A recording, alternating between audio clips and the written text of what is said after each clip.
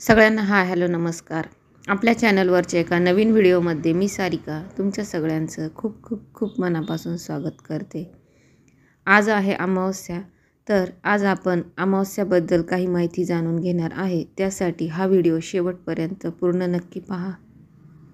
आजची तारीख आहे 30 नोव्हेंबर 2024. वार आहे शनिवार. सकाळी 10:30 वाजता म्हणजे 10:30 अमावस्या चालू होते आणि 1 डिसेंबर 2024 म्हणजेच रविवारी सकाळी 11:51 अमावस्या ही समाप्ती होते. या दिवशी घराचा उंबरठा हळदीने सारवून घ्यायचा असतो.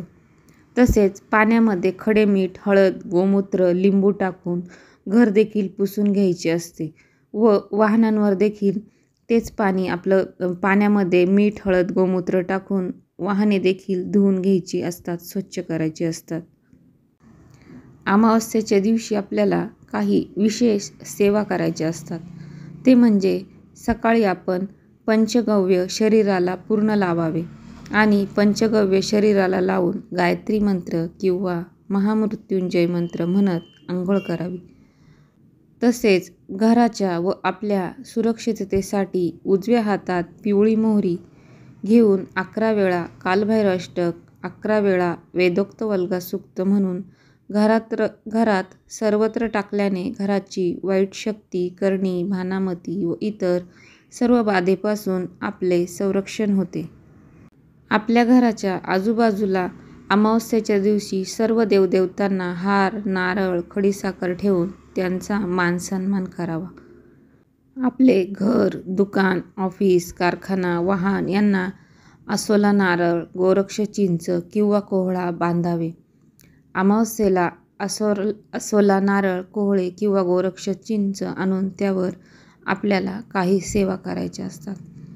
त्या म्हणजे श्री स्वामी समर्थ महाराजांची एक माळ, तसंच दत्त महाराजांचा बीज मंत्राची एक माळ, शाबरी मंत्राची एक माळ, नवनाथ महाराजांचा मंत्र हा 11 वेळा, कालभैरव अष्टक 11 वेळा, वल्गा सूक्त 11 वेळा या पद्धतीने आपण सेवा करावे व गोरक्ष चिंच, असोला नारळ किंवा कोहळा लाल कपड्यात संरक्षण पुडीसह बांधावे.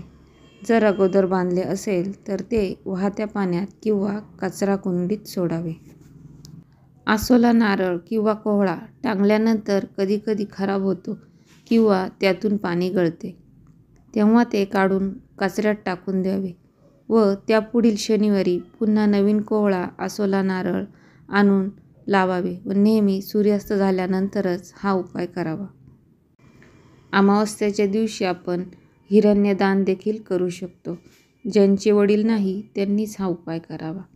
अमावस्या दिवशी 12 ते 12:30च्या दरम्यान जानव-जोडे, 1.25 पावशेर पेढे आणि 11 रुपये दक्षिणा या 3 वस्तू आपण ब्राह्मणास दान कराव्या. अतिशय छोटा आणि प्रभावी असा उपाय, तो खूप छान आहे, तो मी देखील करते. तर घरात शांतता राहण्यासाठी एक नारळ पूर्ण सोलून देवाजवळ ठेवावा. शेंडी ही देवाकडे करावी व रोज सकाळ संध्याकाळ त्यावर एक नंतर एक असे 7 कापूर जाळावे. कापूर जाळत असताना श्री स्वामी समर्थ मंत्र, गायत्री मंत्राचा जप करावा. दर पौर्णिमा व अमावस्येला नारळ बदलून घ्यावा. जुना नारळाचा प्रसाद घरात खावा. नारळ खराब झालं तर विसर्जन करावे. हे खूप छान प्रभावी उपाय आहे, तर तुम्ही देखील नक्की करून बघा. आपण संरक्षणासाठी जे नारळ लावतो ते असोला नारळ असतं. ते म्हणजे ओलं नारळ जे असतं त्याला असोला नारळ असं म्हणतात. तर कोहळा मिळाला तर तुम्ही कोहळा वापरा, कोहळा नाही मिळाला तर असोला नारळ वापरा. आपल्याला दोन्हीही एका वेळेला लावण्याची गरज नाही. तर ज्यांना माहिती नाही त्यांच्यासाठी ही छोटीशी माहिती आहे. या दिवशी आपण कुठेही परान्न घेऊ नये अमावस्येच्या दिवशी. तर आजचा हा व्हिडिओ तुम्हाला कसा वाटला हे कमेंट करून मला नक्की कळवा.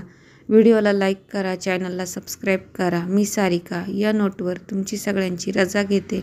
भेटूया पुन्हा अशाच एका माहितीपूर्ण व्हिडिओसह. तोपर्यंत सगळ्यांना धन्यवाद. श्री स्वामी समर्थ.